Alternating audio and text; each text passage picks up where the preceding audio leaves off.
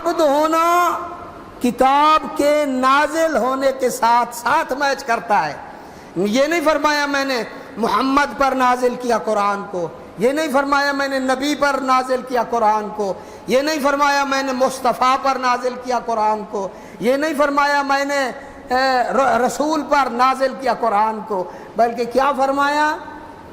عبد پر نازل کیا. اس کا مطلب یہ ہے کہ اللہ تعالیٰ کو عبد ہونا سب کا، حتی اولو العزم نبی کا بھی پہلے عبد ہونا زیادہ پسند ہے.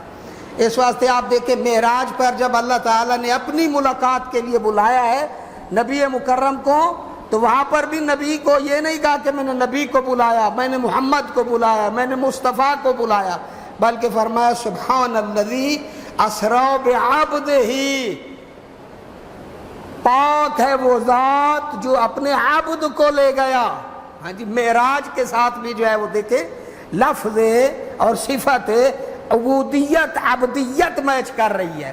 تو اللہ تعالیٰ کو عبد ہونا بڑا پسند ہے.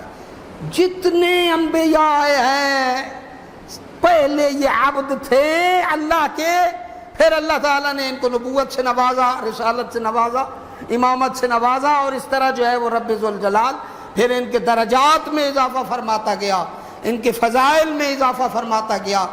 تو اللہ تعالیٰ کو یہ عبد ہونا بڑا پسند ہے. اللہ فرماتا ہے یہ کتاب میں نے عبد پر نازل کی ہے، اور لم یجعل لہ عوجا، اس کتاب میں کجی نہیں ہے، سیدھی سادھی کتاب ہے، ٹیڑھا پن نہیں ہے اس کتاب میں. اور یہ کون کہہ رہا ہے؟ اللہ تعالیٰ. اور کس کے لیے کہہ رہا ہے؟ ہمیں پیغمبر کے ذریعہ میسج دلوایا جا رہا ہے کہ اے لوگو سن لو، میں نے اپنے عبد پر کتاب نازل کی ہے، اس میں کوئی کجی نہیں ہے.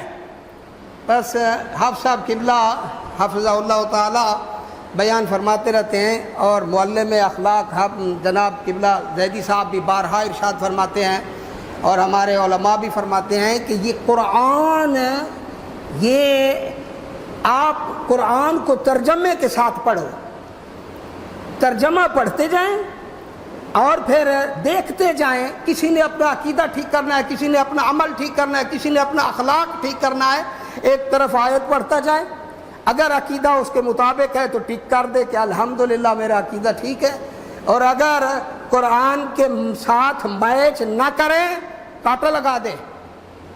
ڈرنے کی بھی کوئی ضرورت نہیں ہے.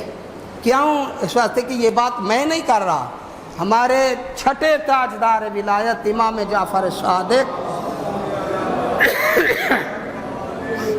علیہ السلام ارشاد فرماتے ہیں جب آپ کے پاس آ جائیں دو حدیثیں میری طرف سے اور دونوں حدیثوں کے راوی بھی ٹھیک ہوں، اور تمہیں پتہ نہ چل رہا ہو کہ ہم محمد وآل محمد نے کون سا فرمان آپ تک پہنچایا ہے، آپ آ بھی نہیں سکتے کہ ہم سے آ کر پوچھ لیں، تو میں ایک معیار آپ لوگوں کو دے کر جا رہا ہوں.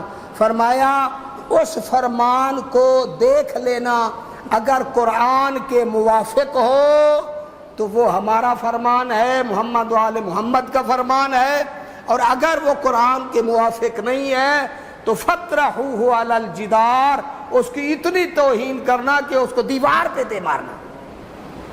یعنی قابل قبول تو کجا، فرمایا دیوار پر دے مارو. اور دیوار پر عموماً پرانے زمانے میں آدمی گزرتے ہوئے تھوکتے تھے، دیوار پر تھوک